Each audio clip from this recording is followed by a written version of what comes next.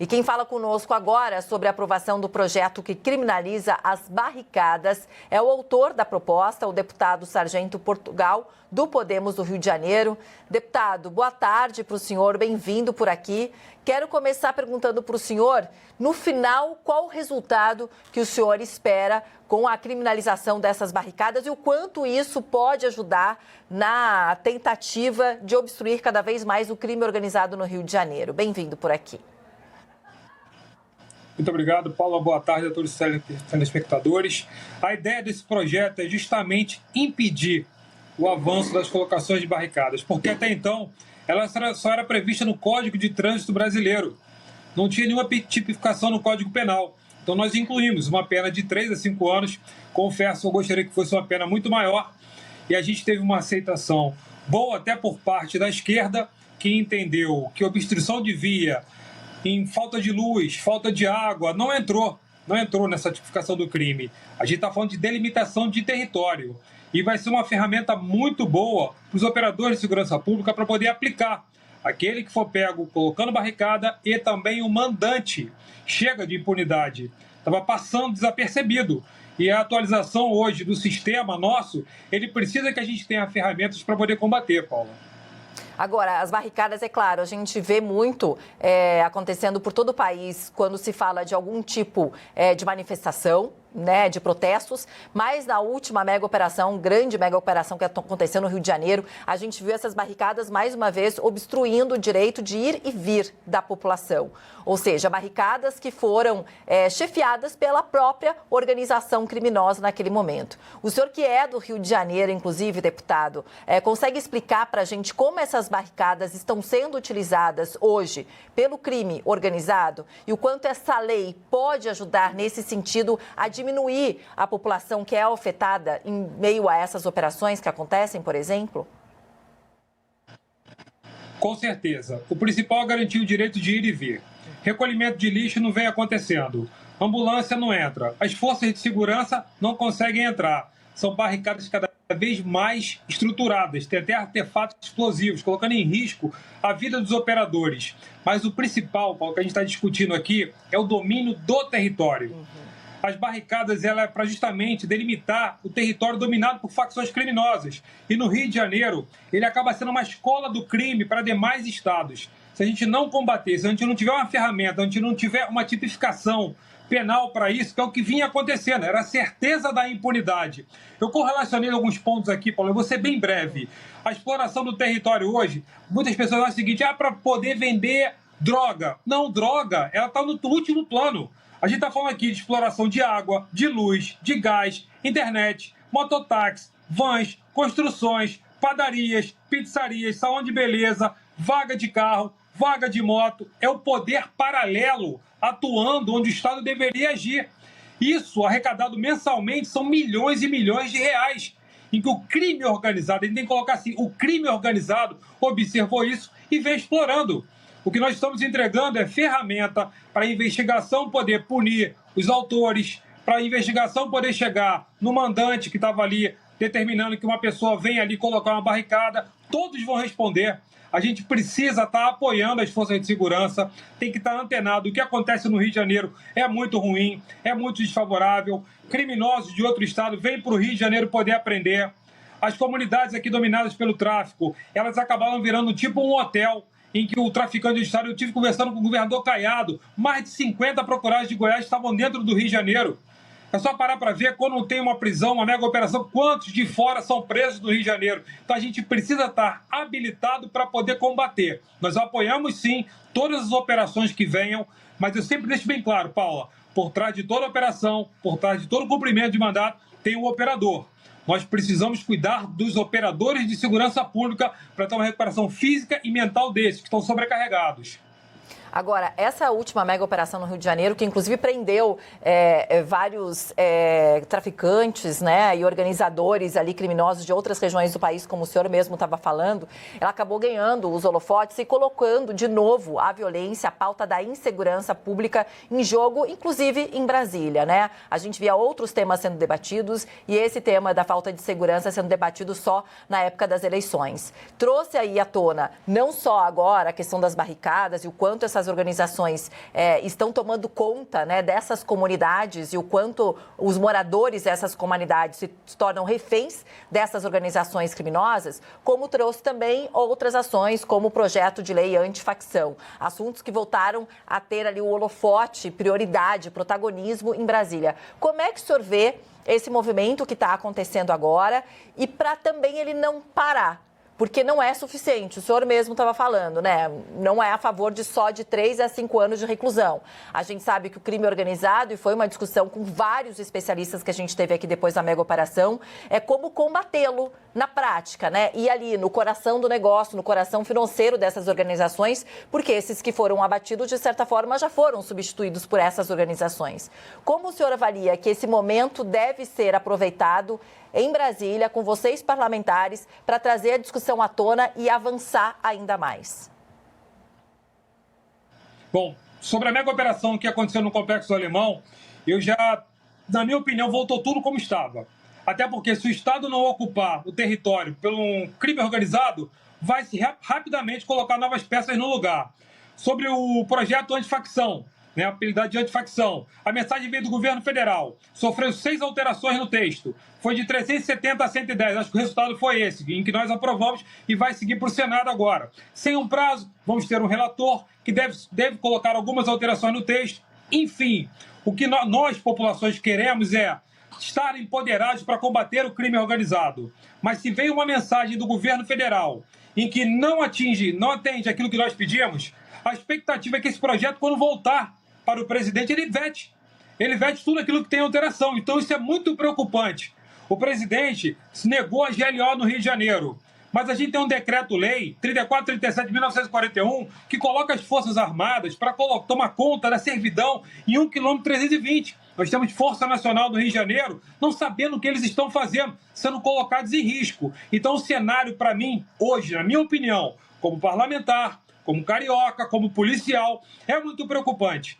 Porque se a gente vê por parte do governo federal uma sinalização de muito abrandamento de pena, quem está pagando o preço no final, Paula, somos nós. E a violência, ela não está somente dentro das comunidades, ela chegou na porta de todo mundo, do bairro mais nobre ao bairro mais simples. Hoje está todo mundo refém. E nós precisamos criar, sim, uma política de enfrentamento.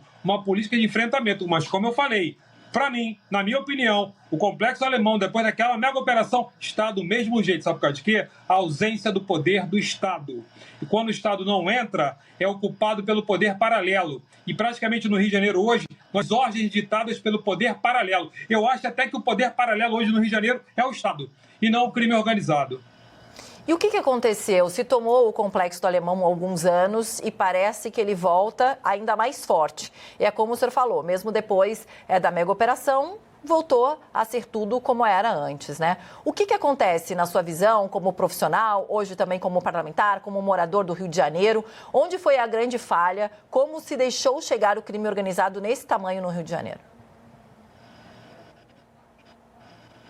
Os serviços não entraram. Há um tempo atrás, no Rio de Janeiro, foi criado a Polícia Pacificadora, que é o UPP, Unidade de Polícia Pacificadora.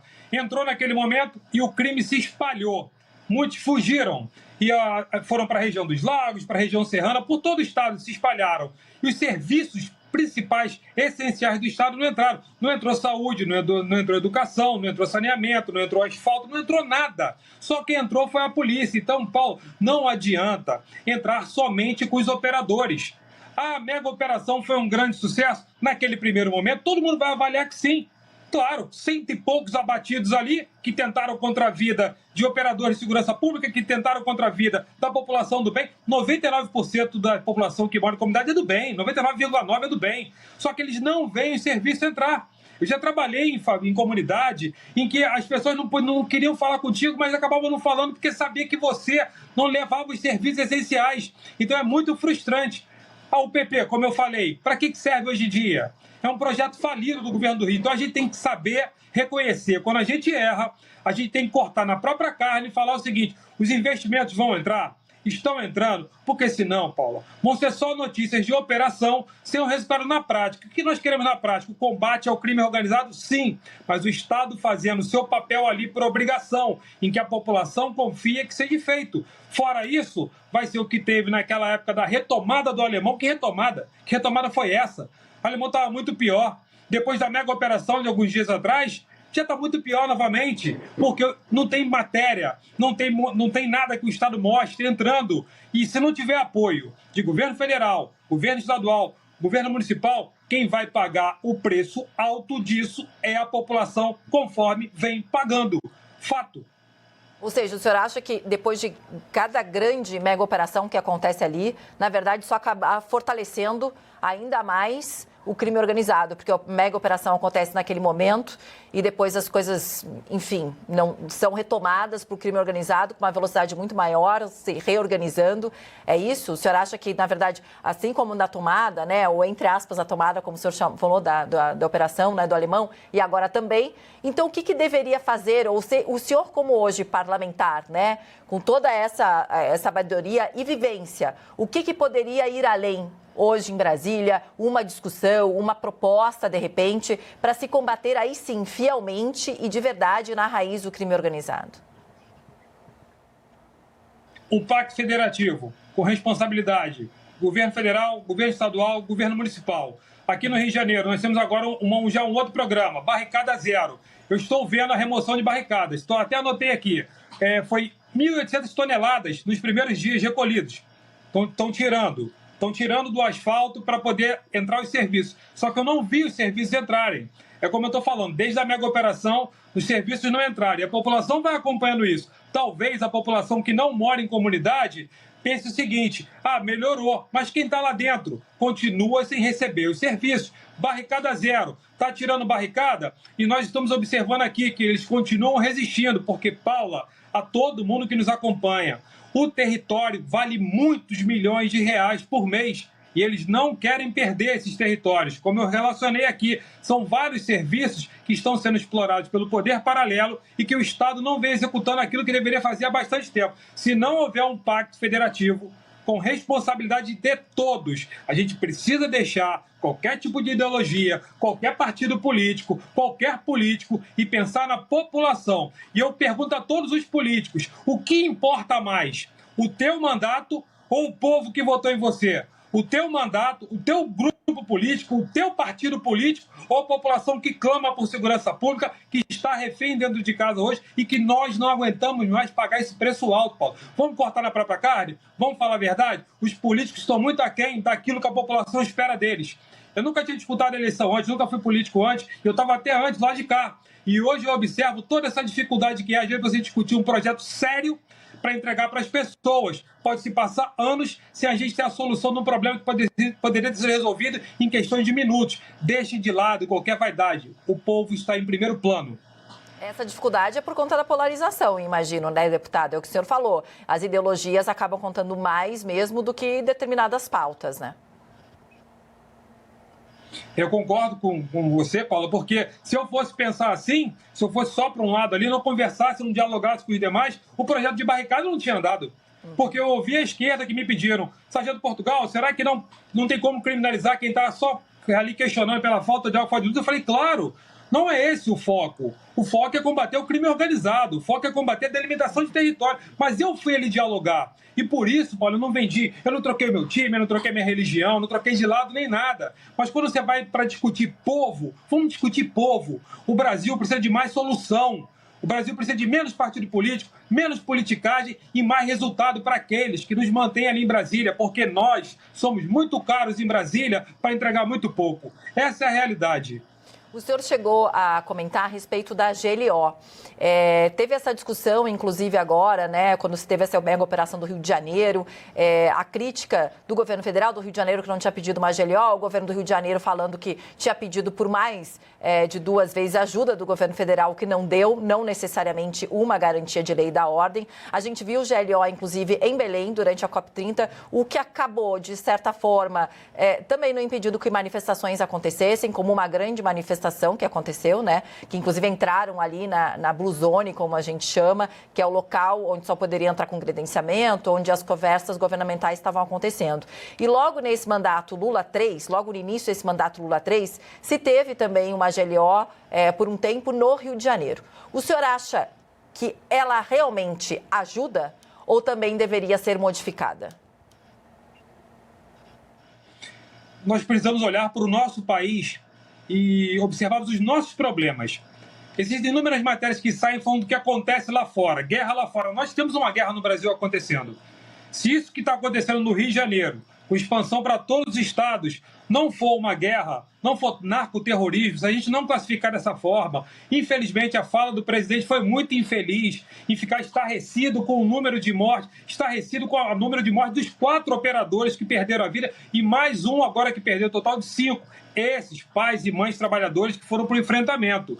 A GLO se faz necessário. Então, quando o presidente fala que não vai decretar a GLO, no mínimo ele já era para ter se reunido com o governador do estado, ter explicado o porquê da negativa do pedido do governador, da Secretaria de Segurança Pública e criar um plano de retomada. Vamos retomar o Rio de Janeiro ou nós vamos fingir que no Rio de Janeiro nada acontece? Territórios dominados, sendo levado para todo o Brasil, será que isso não importa? Será que às vezes o que acontece ali na Venezuela, os Estados Unidos, aí você vê ali outras guerras, isso parece que vem demais do que os nossos problemas. Nós, como população, nós não aguentamos mais. Eu espero uma atitude do governo federal, eu espero que a gente realmente tenha um pacto, entendeu? Essa própria PEC da segurança pública aí, para mim, não vai chegar a lugar nenhum.